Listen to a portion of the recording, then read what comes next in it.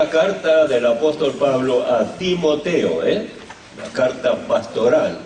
Ahora, hoy nos toca el capítulo 3. Claro, no podemos hacer, digamos, tan minuciosamente el estudio porque llevaría más tiempo, pero por lo menos que tengamos un panorama más o menos general, una idea clara y con ello también el podernos meter dentro de la vida de la Iglesia con todo lo que hace a nuestras responsabilidades y también privilegios, ¿no? Bueno, el capítulo número 3 se trata aquí del ministerio de la Iglesia. Acá dice en el capítulo 3, 1 al 16, disposiciones con respecto a ancianos, diáconos y diaconisas, capítulo 3 del 1 al 16. Y cuando nosotros, por ejemplo, escogemos a nuestros líderes, sean pastores, sean ancianos o diáconos, debemos estar siempre, digamos, mirando la cosa objetivamente, vale decir, ¿cuáles son las personas representativas, las que realmente llenan las condiciones para ejercer este gobierno espiritual del pueblo de Dios, ¿no es cierto? Porque estas las enumera el apóstol Pablo y nosotros hemos aprendido de que Pablo es el apóstol, maestro y enseñador de la Iglesia y nos ha dejado el manual. Yo creo que nos queda simplemente hacer un reconto, ¿no es cierto? Aquí se trata de 3 grupos, ¿no es cierto? Pastores y ancianos, ponemos todo en el mismo paquete. Luego diáconos y también se habla de las diaconisas, ¿no es cierto? Las mujeres, aquí se entiende que tiene que ver con las mujeres de los diáconos, ¿no?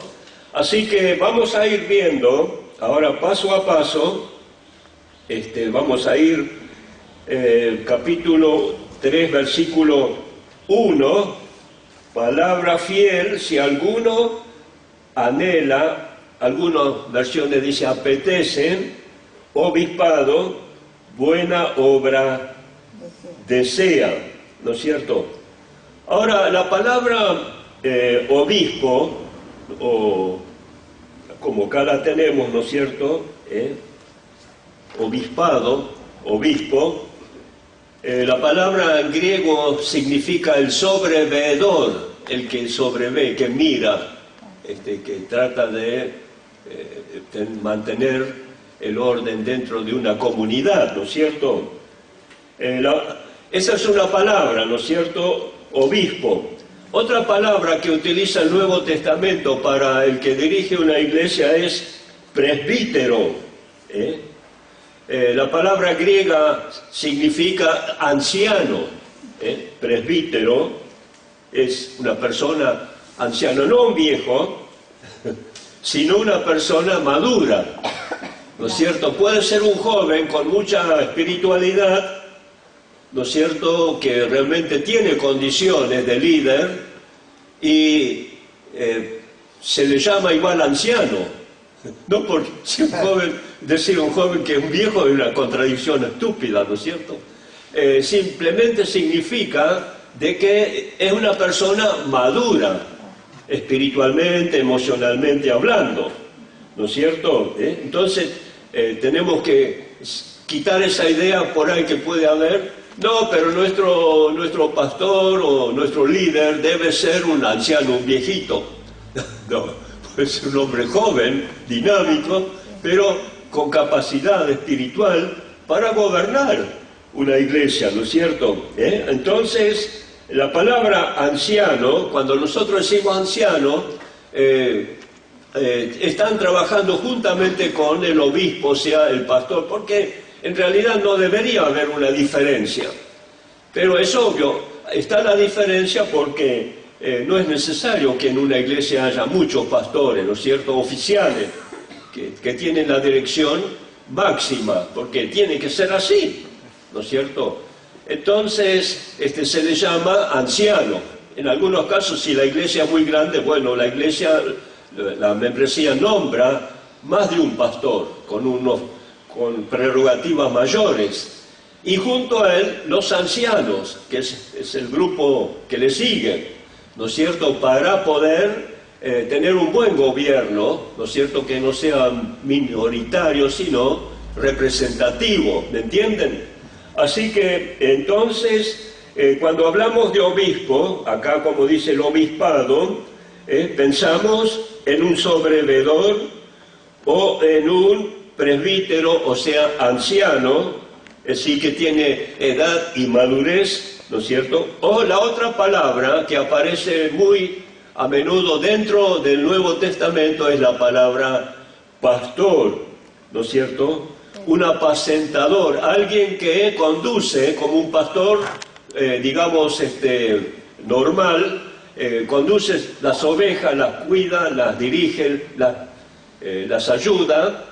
Así también en el orden espiritual, pastor es alguien que cuida del rebaño espiritual, como dice la palabra del Señor, ¿no es cierto? Ahora acá hay una cosa que deberíamos tener muy en cuenta. Dice Pablo que el que aspira o el que desea el obispado, o sea, el pastorado, debe tener condiciones. Ahora yo quiero aclarar un poco esto de el que desea. Yo no sé, tal vez muchas personas, y hoy en día les puedo asegurar, hermanos queridos, que hay mucha gente que quieren ser pastores. Mucha gente quieren ser pastores. Por eso se dividen las iglesias, y alguien quiere volver a ser un líder, ¿no es cierto? Ahora, la palabra aquí, desear o aspirar, no significa de que esto es algo liviano, a la marchanta, no, porque esto estaría reñido con lo que dice el apóstol Pablo en la carta a los Efesios capítulo 11, versículo 11, capítulo 4, versículo 11. Allí habla de los ministerios, de los oficios. Dice que Dios constituyó a unos apóstoles, profetas, evangelistas, maestros y pastores. Pastores y maestros, ¿no es cierto? Ese sería el orden. 5 ministerios. Ahora dice que eso los elige Dios por medio del Espíritu Santo. Entonces, por más que alguien quiera, digamos, aspirar, habría que analizar si realmente Dios puso el sello de aprobación y lo ha llamado a ese ministerio, a ese servicio. Ahora, si es una aspiración humana, independientemente de la voluntad de Dios, póngale la firma que eso no funciona. Eso no es la voluntad de Dios. Porque el llamamiento viene de Dios. Ahora que alguien lo desea, bueno, tendrá que decir, Señor, si es tu voluntad, si tú me das el sello de aprobación, entonces sí, pero si no, no, porque hay peligro de que esté pensando en otras cosas. Y yo le dije hoy que muchos quieren eso, por muchos intereses que están por medio, muchos intereses, materiales especialmente, entonces quieren ocupar ese lugar. Guarda, tenemos que abrir bien los ojos y saber quiénes son los que nos están dirigiendo. Muy bien, así que esto está aclarado. Ahora tenemos aquí los requisitos para el obispado, o sea, para los presbíteros o ancianos, pastores, como usted quiere llamarlos. Y acá tengo que ir un poquito rápido, pero yo creo que es tan comprensible que no necesita demasiada explicación. ¿Cuáles son esos requisitos? Bueno, el versículo 2 los indica. Yo después voy a cambiar cuando cambie el versículo. Pero la primera cosa que dice que tienen que ser irreprensibles. Irreprensibles. Tiene que ver con reprensión, que no tienen reprensión. O la palabra que podríamos poner también es irreprochables, sin reproche. Tiene que decir que persona íntegra, ¿no es cierto? Esa es una de las condiciones que tiene que tener un presbítero, un obispo o pastor, como quiere llamarle en este caso, anciano también, ¿sí? Irreprensible, marido de una sola mujer. Bueno, usted dice, pero ¿cómo es la cosa? ¿Se puede tener más mujeres? No. Pero en aquel entonces existían estos problemas sociales. Lo existen hoy también. Cierto, ¿no? Tal vez con mayor intensidad que entonces. Que hay hombres que tienen varias mujeres, ¿no? Las tienen, una tal vez puede ser media oficial, pero otras están acompañando ahí en la sombra. Y hay un convenio casi, yo digo, marital. Ojo, ahora, acá, por eso le pone una sola, una esposa legítima con la cual se casó legalmente, delante de Dios, y con ella forma una unidad matrimonial. ¿Me entiende? Así que es muy importante la cosa. Y si por ahí, bueno, viene alguien con una sucede, por ejemplo, que alguien, vamos, en mi caso, yo perdí a mi compañera que tenía también un llamado ministerial, ¿no es cierto? Y bueno, si fuera necesario, me caso otra vez, es legítimo, ¿no es cierto? Ahora, si por ejemplo está el caso de que Dios llama a un hombre que en su vida anterior de ser cristiano tuvo un matrimonio medio complicado, medio dividido, es un asunto de considerarlo, es decir, de que hay que hacer un gran análisis si en realidad este hombre ahora, al hacerse hijo de Dios, ha tenido un verdadero cambio en su vida, un ejemplo patente que acredita de que él puede ser un pastor, ¿cierto? Eso también se da. Pero entendamos de que el ministro tiene que tener una familia ordenada, o sea, comenzando con él, con un matrimonio legítimo y de buen ejemplo, porque él es como una figura que está a la vista de todos, ¿no es cierto? Y todo el mundo se pregunta ahí, ¿es el ejemplo él? Muy bien. Cuando dice sobrio, esa es otra condición que pone el apóstol, sobriedad. La palabra, bien en el original, tiene la idea de trabajador. No es un fiaca, no es uno que la quiere pasar bien, sino alguien que está en un trabajo de responsabilidad. Un pastor de oveja, digamos, es una persona que siempre está ocupado, hasta de noche, porque tiene que ver la situación de sus ovejas. Por ahí alguna enferma, el peligro de un lobo que viene, un lobo rapaz que quiere adueñarse de las ovejas, tiene que estar preparado para trabajar. Es decir, cuando dice aquí sobrio, sobriedad significa equilibrio. Es decir, de que no es uno que está solamente para mandar o para estar la figurita sino alguien con una responsabilidad de trabajo, ¿no es cierto? Sobriedad. Tiene que ser prudente, es otra palabrita muy importante. Prudente. ¿Qué pondríamos? Yo pondría una persona seria, no un seriote, con cara larga, sino serio en su trabajo, con responsabilidad, con dedicación, con ejemplo. ¿No es cierto? Eso significa La palabra sobrio. Otra palabra, prudente. Prudente, serio, ¿no es cierto? Decoroso. El versículo número, digamos, próximo, la próxima cosa es alguien que es juicioso, que tiene juicio, que tiene sentido común. Hospedador, alguien que puede recibir a otros, ¿no es cierto?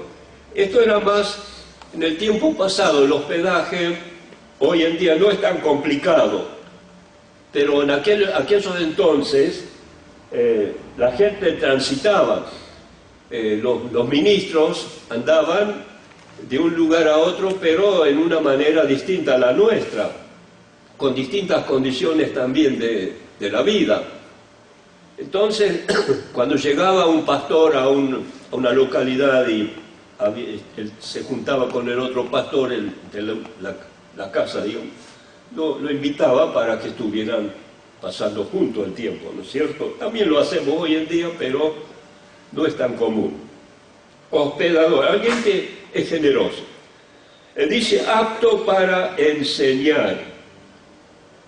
Alguien que pueda enseñar la palabra. No se pide esto de los diáconos, pero sí de los pastores. Tienen que tener la aptitud de la enseñanza, de conocer la palabra, de poderla explicar, enseñar a sus miembros. Dice no dado al vino. Versículo número 3. Ahora, esto es un tema también polémico. En un tiempo era escandaloso cuando alguien, si un pastor se lo pillaba tomando vino, ¿no es cierto? Eso fue en este país, al menos, se trata de que, bueno, los que vinieron de afuera, los misioneros de Inglaterra, y de otros lugares de Europa, llegaban a un país como la Argentina o a otro país americano, y había digamos, el conocimiento de que en esos países que no eran tan civilizados como los que donde ellos venían, decían, allí hay muchos borrachos. El problema de esa nación es de que está lleno de borrachos, ¿no es cierto? Entonces los misioneros enseñaban de que para no ser un mal ejemplo para los que realmente están practicando la borrachera, no debían tomar vino, ¿no? Para no escandalizar a nadie. O darse el dique de que, bueno, total, si el pastor toma, nosotros también podemos tomar. Pero Pablo no está diciendo eso. Pablo está diciendo, en la traducción original es que no sea afecto a mucho vino, o sea, demasiado vino, que puede tomar vino. Porque por ahí Pablo se está contradiciendo, le dice a Timoteo, por causa de tu estómago, toma un poco de vino. Porque el vino es, por otro lado, es un medicamento. No está prohibido tomar vino, ¿no es cierto? Pero está prohibido emborracharse, tomar de gusto, ¿no es cierto? Eso a cualquiera le hace mal. ¿Me entiende lo que estoy diciendo? Entonces, esto vale la pena, ¿no? O sea que sería no dado a mucho vino. No pendenciero, esto ya sería el colmo de los colmos, ¿no? De que un pastor sea un pendenciero, un camorrero, un busca problema. Acá los criollos decimos busca roña, ¿no? Es palabra fea. Pero el pastor no debe nunca ser un tipo así, ¿no es cierto? Tiene que ser cuidadoso en su trato, ¿no? No pendenciero. Dice no codicioso. La codicia es un mal muy común hoy en día. Siempre es un pecado, yo diría, bastante original, ¿no? Es decir, Pablo dice que el pastor no debe ser codicioso, tener inclinación desmedida al dinero. Todos necesitamos el dinero, pero no tenemos que desesperarnos por el dinero, ¿no es cierto? Anhelarlo. Y por otro lado, ya terminando la lista de, digamos, de responsabilidades, dice no avaro, avariento, alguien que solo para él. El pastor tiene que ser generoso, en todo, aún en la parte material muchas veces tiene que demostrar generosidad, ¿no es cierto? Si no está dentro de su haber, de su posibilidad, bueno, puede acudir a la gracia de la iglesia, ¿no es cierto? Muchas veces la gente viene con grandes problemas y uno no puede decirle, bueno, anda, arreglate como la podés. Muchas veces tenemos que pedir a la iglesia si se puede dar una ayuda, un reconocimiento para digamos, apaciguar un problema social, ¿no es cierto? Y se le ayuda en la medida que se pueda, ¿no? No se trata de un acostumbramiento vicioso, porque hay mucha gente que no termina de pedir, ¿no? A esa persona hay que decirle, bueno, yo te voy a enseñar a pescar, en vez de darte pescado. Comenzá a pescar vos, ganate la vida, ¿no es cierto? Porque muchos son vividores, son aprovechados, quieren aprovechar de la gracia de la iglesia, y eso no. Pablo dice que no trabaja, que no coma, dice ahí en la carta a los tesalonicenses, ¿no? Así que tenemos que entender de que el pastor tiene que ser a veces generoso, ¿no es cierto? Y esto lo hace a través de su propia manera de poder ayudar o recurriendo a la iglesia. Muy bien, ahora pone, digamos, la parte positiva que hemos estado diciendo ahora, todo lo negativo, pero Pablo pone que tiene que ser sino amable, ¿qué más? Apacible. Apacible. ¿Y qué más? No avaro. En el 4 lo dice, léelo fuerte. Que gobierne bien su casa. Que gobierne bien su casa. Que tenga a sus hijos en sujeción con toda honestidad. Sí. Otra vez, léalo. Que gobierne bien su casa. Que tenga a sus hijos en sujeción con toda honestidad. Bueno, así que, aparte, digamos, de lo negativo, ahora Pablo dice, ¿cuál es lo que tenemos que hacer como pastores? Dice ser amable, apacible y que gobierne bien. Que gobierne bien. Vamos a dividir acá en qué manera tiene que gobernar bien.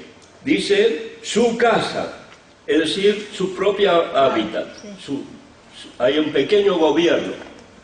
Yo creo que el pastor tiene, como toda familia, una responsabilidad de gobierno. Y esa la tiene que empezar a ejercer primero en su propia quinta, su casa. ¿No es cierto? Así que somos gobernantes en esa pequeña área.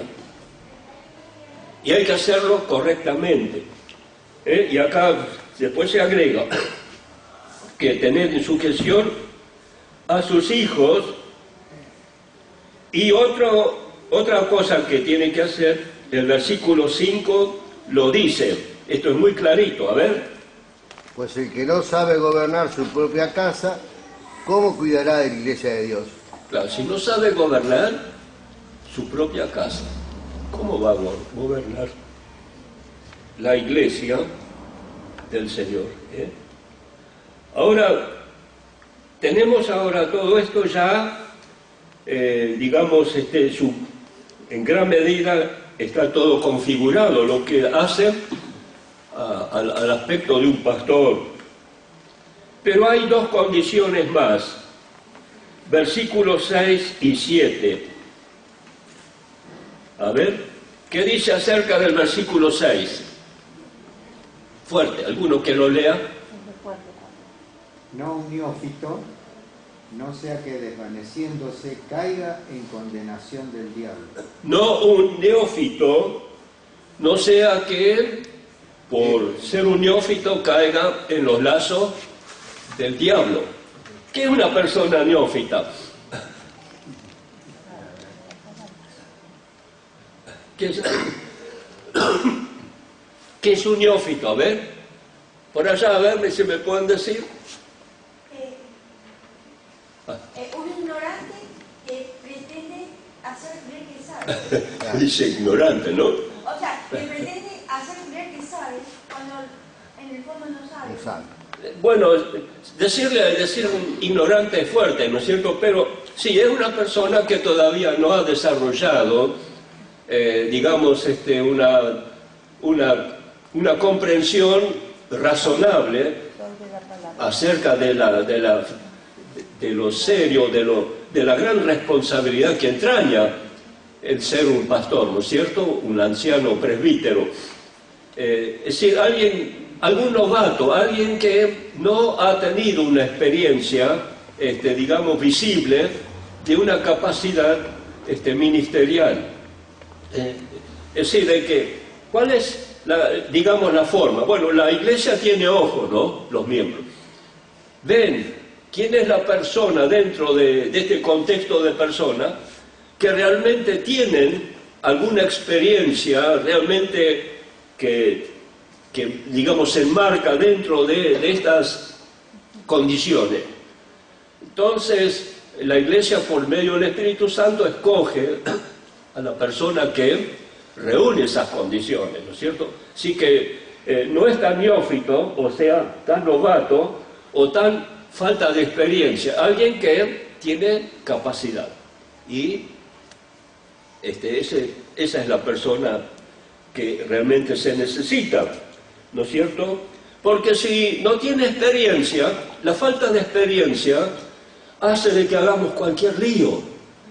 Ayer estaba escuchando en la radio un comentarista que estaba muy acertado y dijo algo que realmente nos preocupa a nosotros los argentinos, y es en este momento dramático en el que vivimos, que nuestro gobierno actual está desorientado, está haciendo como hacen algunos que no saben para dónde disparar, echan mano de cualquier cosa para ver si pueden salir del lío, y en vez de hacerlo cada vez mejor, lo hacen cada vez peor, embarran más la cosa, ¿no es cierto? Esto merece un comentario político, pero no estoy para eso, pero es realmente para gran preocupación, porque a mí no me gustaría de que en vez de poder solucionarlo, el lío que tenemos, lo agrandemos todavía más, porque no tenemos la capacidad de discernir cómo arreglar este lío. Entonces, ¿qué pasa? Bueno, ¿qué va a pasar? Vamos a caer en un desastre. Ahora, acá Pablo dice, si el neófito no sabe dirigir una iglesia, va a caer en las manos, en los lazos del diablo. Es decir, que el diablo aprovecha la situación y mete más y más problemas para que la cosa no funcione. ¿Me entiende? Entonces, ese es un punto muy importante. No debe ser un neófito. Y la segunda condición es que tiene que tener buen testimonio de los de afuera. ¿Quiénes son los de afuera? Los que están allá del otro lado. Son los que no tienen a Cristo, ¿no es cierto? Entonces, un pastor, un presbítero anciano, tiene que tener un buen testimonio de los de afuera. Empezando con los vecinos. Si yo me voy ahora, por ejemplo, a un barrio y sé que ahí está el pastor o está el anciano, como quiere llamarlo, y voy acerca del vecino que está al lado de su... ¿Qué tal? ¿Cómo este señor que está ahí? ¿Cómo? Es un tipo muy serio, muy bueno. Ese hombre vale la pena. ¿eh? En cambio vamos por allá y te dicen, y este ya sería como, oh, pero ese tipo, oh, no lo traga nadie. Acá no entra y sale, nadie, no sé, él no saluda a nadie, tipo. Aparte, no sé, me han dicho que por ahí tiene deudas en el supermercado, que anda peleando con la familia, andan ahí a la discusión en la casa. Ahora, cuando hay estas cosas, es muy problemático, ¿no? Tener un tipo así en el ministerio no es muy gracioso, ¿no? Así que, entonces, son condiciones básicas, ¿no? No debe ser un neófito y tener buen testimonio, ¿no es cierto?, de los de afuera, o sea, los de la vecindad. Bueno, esto con respecto a los pastores. Ahora, ¿cuáles son los requisitos de los diáconos? Pues la diaconía. Diaconía significa servicio. Es decir, de que los diáconos básicamente son personas con servicio, o sea, trabajando. Y esto cae bien con Romanos 12, donde tenemos el don, los 7 dones. Uno de los 7 dones es servicio, que cada uno, o sea, la mayoría de la gente tenemos ese don que viene con nosotros en el nacimiento. Somos personas que tenemos deseo de hacer cosas, ¿no es cierto? Servicio. Entonces, diaconía significa servicio. Y una de las evidencias, que no es un predicador, Pablo no pone aquí que tiene que tener la aptitud de ser predicador. Ahora sí lo es, en buena hora, ¿no es cierto? Ojalá. Pero no tiene que tener esa condición precisamente.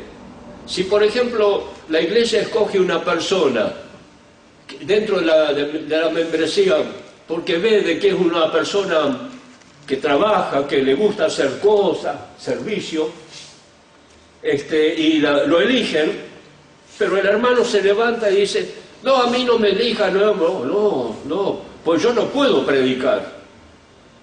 Entonces yo le digo, ¿pero quién te dijo que tenés que predicar? Bueno, necesitas predicar, pero sí te necesitamos para el servicio, para que haga lo que tenemos que hacer materialmente, etcétera. Hay cosas tantas que no solamente es predicar, sino hay que hacer muchas cosas en la iglesia. ¿Amén? Entonces, tenemos presente que el diaconado tiene más que ver con el servicio, ¿no es cierto? Los diáconos. Bueno, versículo 8 y 12. El 8 que dice, a ver, los diáconos asimismo deben ser honestos, sin doblez, no dados a mucho vino, no codiciosos de ganancias deshonestas. El versículo 12 dice, los diáconos sean maridos de una sola mujer y que gobiernen bien sus hijos y sus casas. Así que vamos a enumerar las condiciones que tienen que tener los diáconos. Honestos, tienen que ser personas honestas, yo diría respetables, sin doblez. Doblez tiene que ver con algo que se doble. Acá en los pantalones la bota manga tiene doblez. Claro. Dos cosas. ¿Qué significa doblez? Veraces, no hablar mamá. Hay que ser al pan y al vino. Así dicen los cristianos. ¿No? Veraces. No dados al vino, o sea, mucho vino. Ya hemos explicado esto. No está prohibido. Tome un poco de vino, hace bien. Perfecto. Si no lo toma, igual. No codiciosos. Significa no andar en negocios sucios. Hace así. Está bien. Maridos de una sola mujer, igual que los presbíteros, ¿no? Versículo número 12 lo dice con tanta claridad. Ahora también ellos tienen gobierno, que gobiernen bien a sus hijos, su casa, su pequeño hábitat. Y después, obvio que esto también trasciende a otras cosas, ¿no? Ahora, la razón por la cual tienen que ser así, el versículo 13 dice, porque los que ejercen bien el diaconado ganan para sí un grado honroso y mucha confianza en la fe que es en Cristo Jesús. Los diáconos que realmente gobiernan bajo estas condiciones adecuadas son personas que se están ganando el estímulo, la confianza, el respeto. Y la gente dice, qué buenos son estas personas, hay que apoyarlas, hay que tratar de estar junto a ellos y tratar de ayudarles, o que podamos ayudar a ellos a hacer las cosas como ellos la están viendo y la quieren llevar a cabo, ¿no es cierto? Entonces esa razón es básica. Ahora, además se requiere, ¿qué se requiere? En el versículo 9 lo dice, a ver qué dice, que guarden el misterio de la fe con limpia conciencia. ¿También? Ahí está. 13. Porque los que ejercen bien, ya lo dijimos, ¿no? Van a ser personas que van a ser reconocidas por la confianza que se les tiene. Se requieren, que tienen que ser como el verso 9. Este punto, yo no sé, tienen que tratar de entenderlo bien. Versículo 9, porque que guarden el misterio de la fe con limpia conciencia. Hay una traducción que me gusta, dice fervientes seguidores de Cristo, la fuente misteriosa de su fe. Es decir, de que tienen que ser personas íntegras, fervientes, ¿no es cierto? Porque han probado la fuente misteriosa de la fe. Ahora, esto de misteriosa, fuente misteriosa de la fe, tiene que ver con la vida de Cristo. Más abajo dice, vamos a ver en la terminación, aparece nuevamente la palabra misterio. Grande es el misterio de la piedad. ¿Cuál es ese misterio de la piedad? Es Cristo como persona, el ejemplo viviente que nosotros tenemos que imitar. Pero no solamente imitar, sino que recibimos de Él la fuerza. Él es nuestra fuerza, nuestra vida. Es nuestro ejemplo encarnado. Nosotros tenemos que ser como Él es, ¿no es cierto? Entonces, cuando se habla de misterio de la fe o el misterio de la piedad, se habla de Cristo como el gran misterio de transformación de nuestra vida. Amén. Ahí está. Así que, por lo tanto, si ellos tienen que ser este ejemplo como Cristo, entonces el apóstol Pablo dice a la iglesia, ¿qué le dice? Antes deben ser probados para saber si tienen aptitudes para el diaconado. Versículo número 10, Y estos también sean sometidos a prueba primero y entonces ejerzan el diaconado si son irreprensibles. Es decir, de que tienen que tener un tiempo de que se les conozca y se les pueda ver las aptitudes y después se los nombra. ¿No es cierto? Ahí está. Ahora, dice las esposas de los diáconos, versículo número 11, que dice, las mujeres asimismo sean honestas, no calumniadoras, sino sobrias, fieles en todo, ¿no es cierto? Así que tienen que ser honestas, dignas, no calumniadoras. Yo pondría, hay otra palabra que usan algunas versiones, no chismosas, sí. Pero no se haga problema, nadie está diciendo no es lindo, pero en la realidad esto es tan común.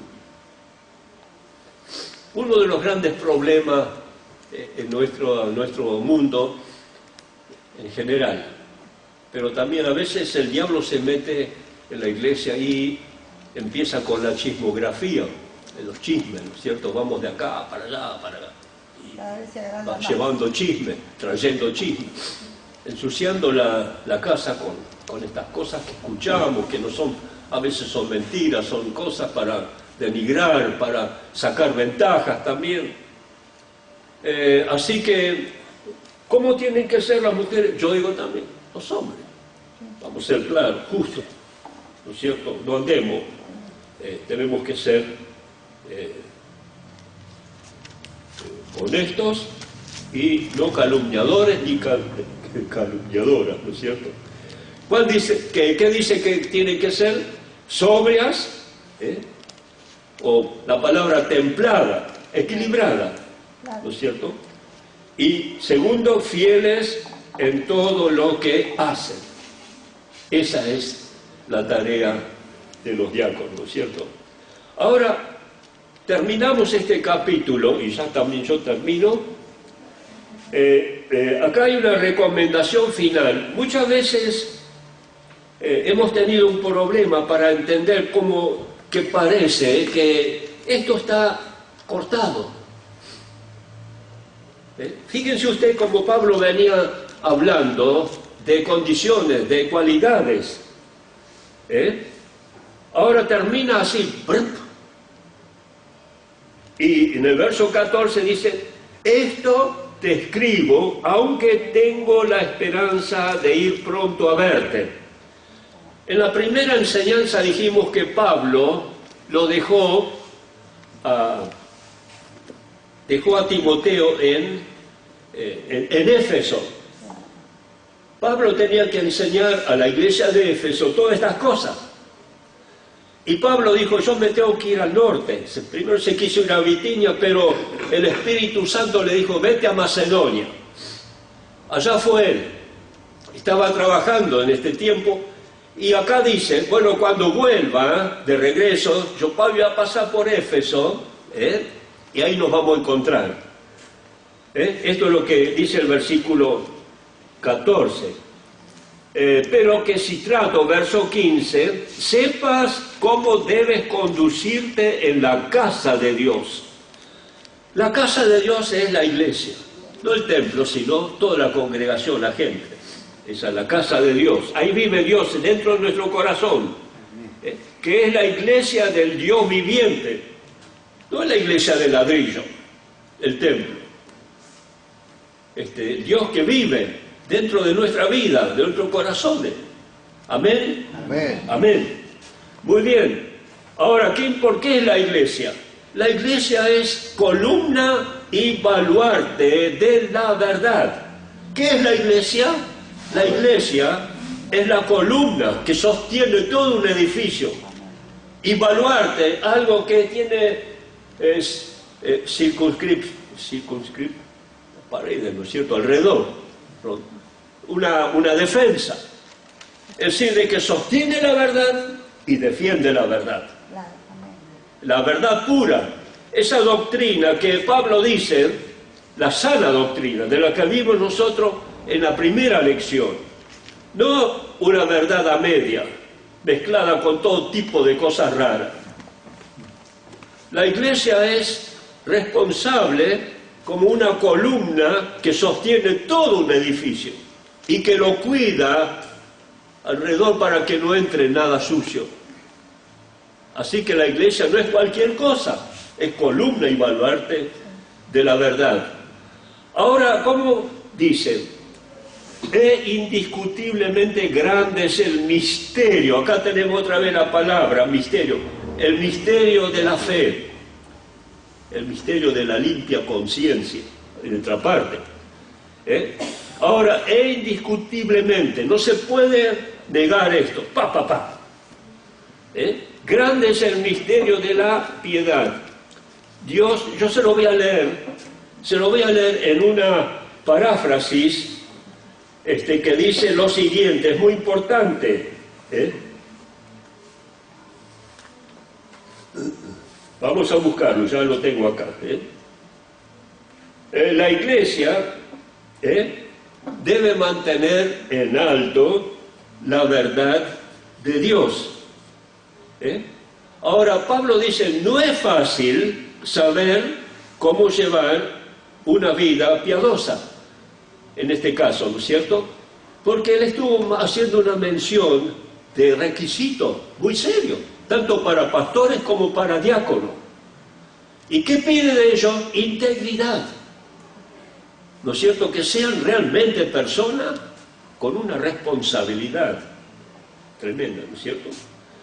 Y es muy difícil llevar adelante una vida piadosa de esa manera, ¿o no?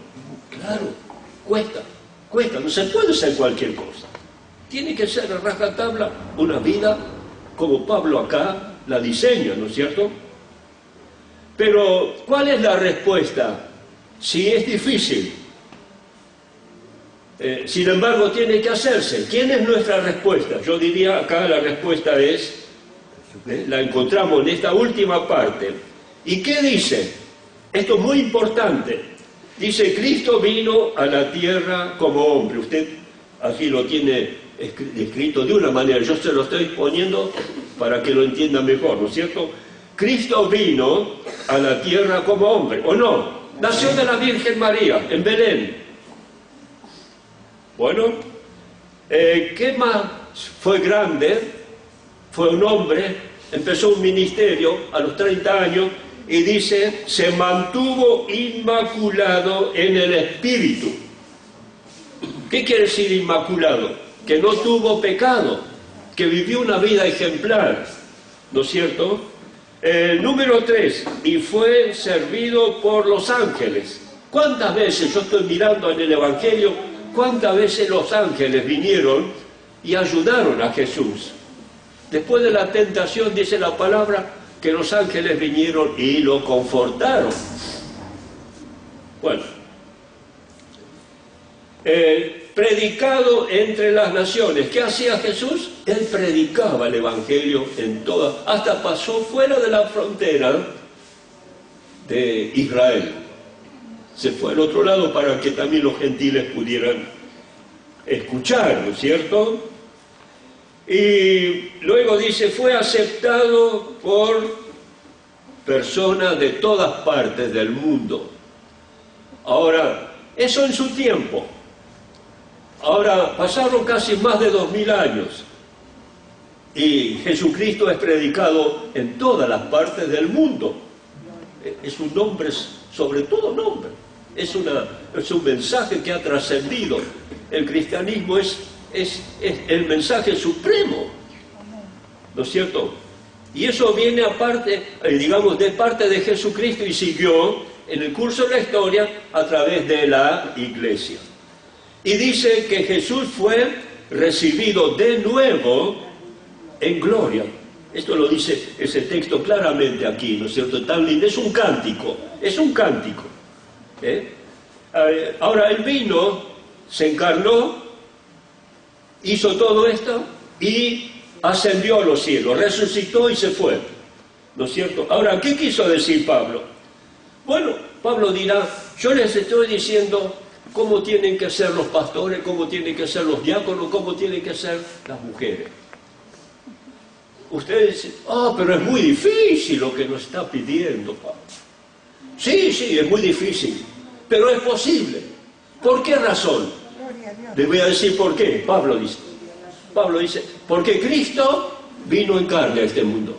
Es decir, que vino como un hombre, no era un Dios, sí, tenía naturaleza divina, pero vino como un hombre, como todos ustedes.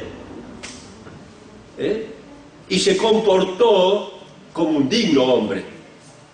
Perfecto, ¿no es cierto? Y sucesivamente. paso a paso. Ahora, dice, bueno, si Cristo fue así, Él nos dio un ejemplo y nosotros tenemos que seguir paso a paso en esta verdad.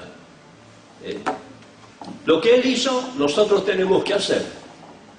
Y cuando hayamos hecho todo lo que tenemos que hacer, entonces como Él vamos a ser recibidos en gloria, como Él fue recibido en gloria. Él fue resucitado de entre los muertos y vive eternamente. Y cada uno de ustedes y nosotros, todos, que hemos recibido este mensaje tan específico, tenemos que seguir el modelo de Jesucristo, ¿no es cierto? No solamente seguir, sino también vivir. Porque como Pablo dijo, Cristo vive en mí. Cristo vive en mí. Ahora, si Cristo vive en mí, por su Espíritu Santo, entonces yo puedo hacer lo que Él hizo y terminar mis responsabilidades como Él las terminó. Amén. Amén. Por eso, qué importante es que estos ministerios sean llevados a cabo de acuerdo a la norma de Dios. Que el Señor nos bendiga, hermanos, y oremos para que esto sea así siempre. Amén. Amén. Dios les bendiga. Amén.